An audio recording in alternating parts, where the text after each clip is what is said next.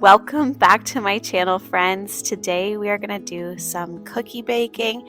We are going to make gingerbread men, and my kids are excited to help out in the kitchen and make these with me today.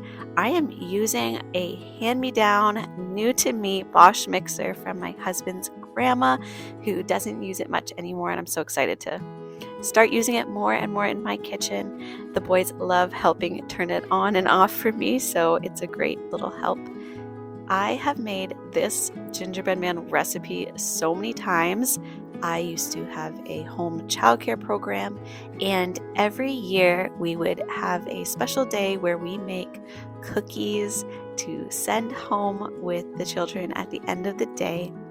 So we are going to go ahead and start with a half a cup of lard or shortening and half a cup of brown sugar. Go ahead and mix that together and then add 1 egg and a half a cup of molasses. We'll add in now a 1/4 cup of water. And then today I'm actually going to use fresh milled flour.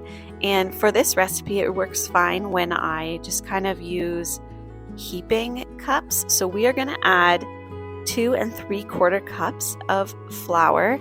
All purpose is just fine. I've also made it with whole wheat from the grocery store, but like I said, I'm going to use fresh milled hard white wheat today in this recipe, and it turns out great, and it's just that much more nutritious.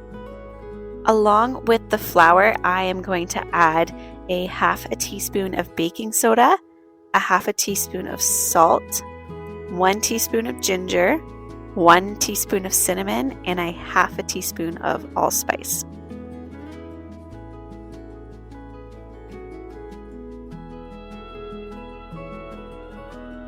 We're going to mix that all together again until it forms a beautiful ball, and kind of roll it into a ball with your hands and cover it in saran wrap and go ahead and pop it in the fridge for about an hour. And in the meantime, I'm going to do a little project.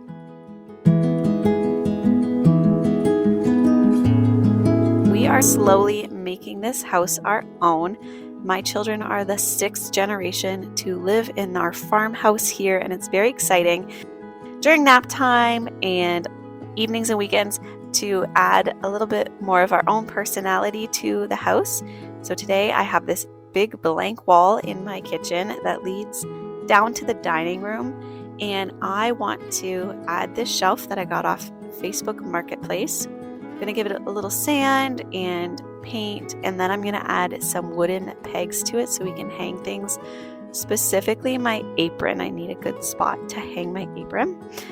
So I picked 3 colors to try. This one is Benjamin Moore Antique Pewter, and Benjamin Moore Rolling Hills, I believe it's called, and Benjamin Moore Forest Floor. And I think for the shelf, I am loving the antique pewter. It is kind of a nod to the green that I see hidden in our cellarway and in our garage. That kind of tells me a little bit about a paint color that used to be in this house a couple generations ago. And it's got, this color though has a little bit more gray in it, so it's a little bit more modern. And I just love this color. I love green.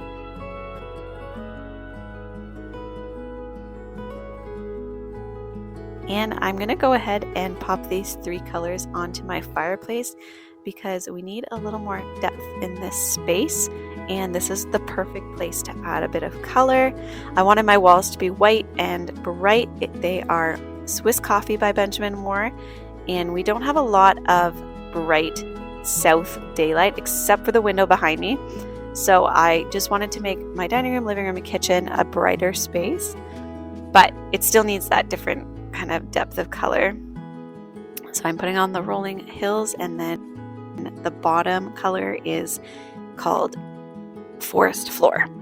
Everybody who's seen this so far, even my 3-year-old son, has said the dark green Forest Floor is their favorite. So I think that's what we're going to go ahead and paint this fireplace. The antique pewter and the Rolling Hills are very, very similar, but the antique pewter does have a little bit more of a gray undertone.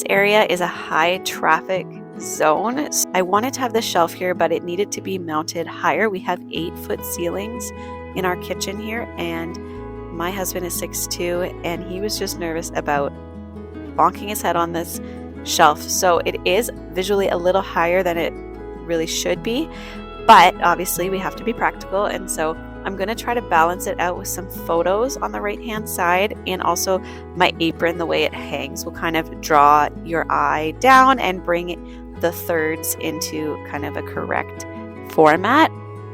I am loving finally starting to hang photos and decorate and layer this house and make it feel like our own with its own little personality. So this little area here makes me feel happy. I have been collecting little odds and sods from the thrift store here and there, and I finally get to display some of these things. I would love to replace the picture in this frame on top of the shelf with a family photo.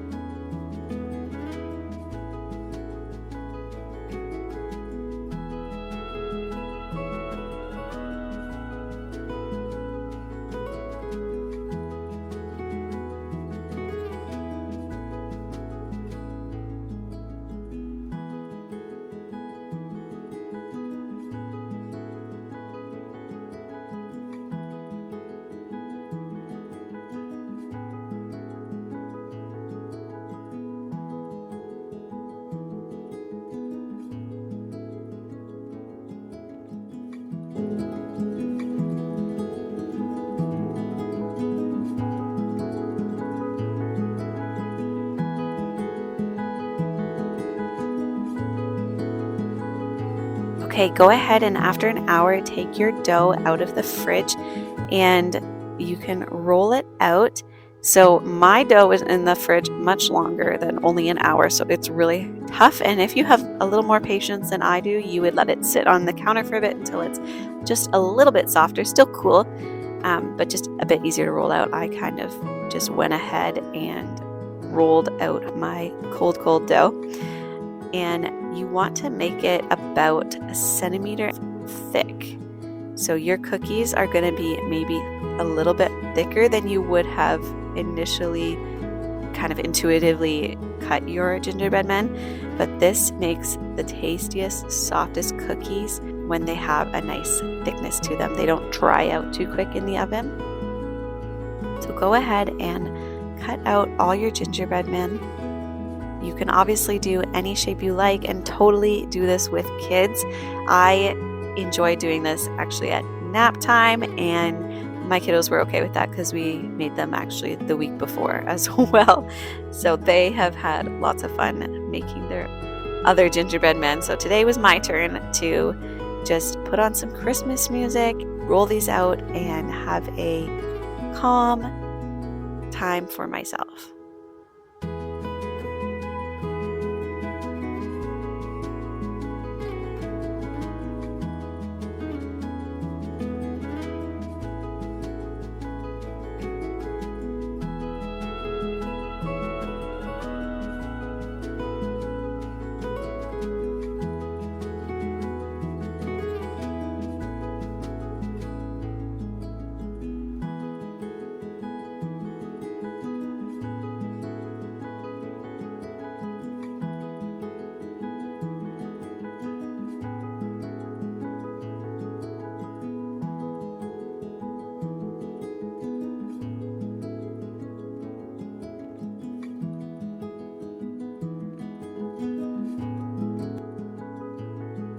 I like to put these on top of parchment paper, and you're going to pop them in the oven for 10 minutes at 350.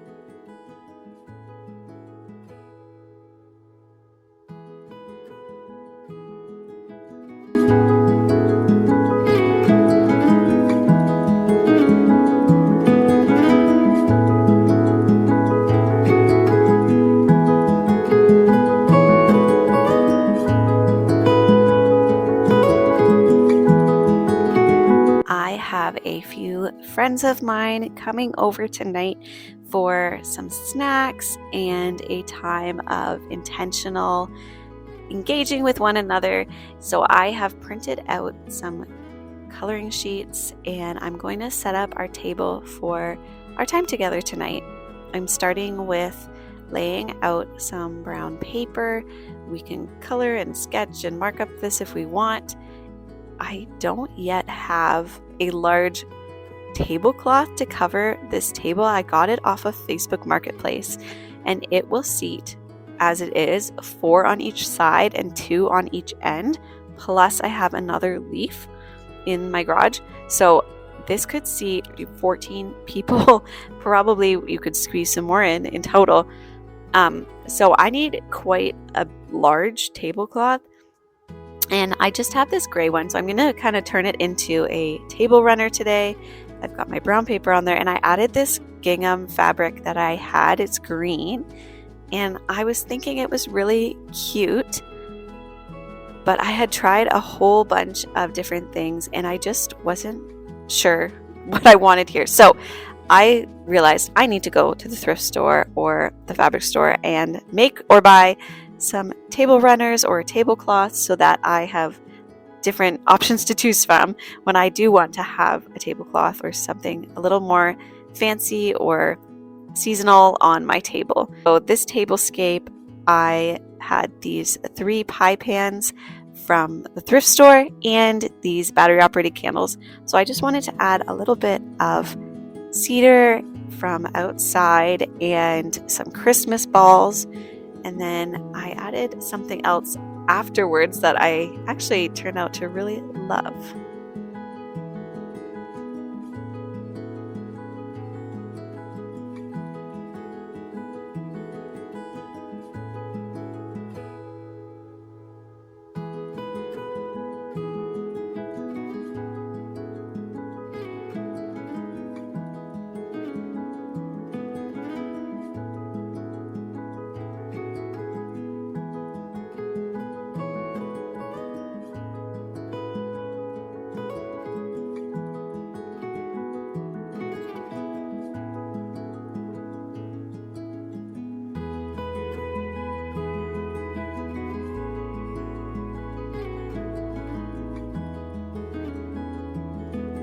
You can see I decided to put away the green gingham. It just wasn't working with the lighting in there. It didn't look quite right. So I just added 3 simple white cloth napkins that I had in kind of a diamond shape because I wanted to have different layers going on. I didn't want it to be too flat with just the runner tablecloth or just the paper. So I think this looks good, and it added a little extra interest. And then I went ahead and laid out my intentional little adult coloring pages. Tonight we are going to color 4 candles: hope, peace, joy, and love. Those are the virtues of Advent. So we're going to spend some time engaging with those words and how they impact our lives and just have a really sweet time together.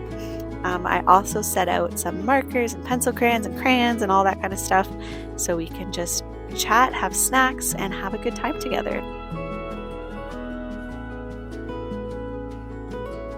After 10 minutes, bring those cookies out of the oven and let them cool a little bit on the pan first before you try tasting one. They are going to be really soft when they come out, but don't worry, they are done.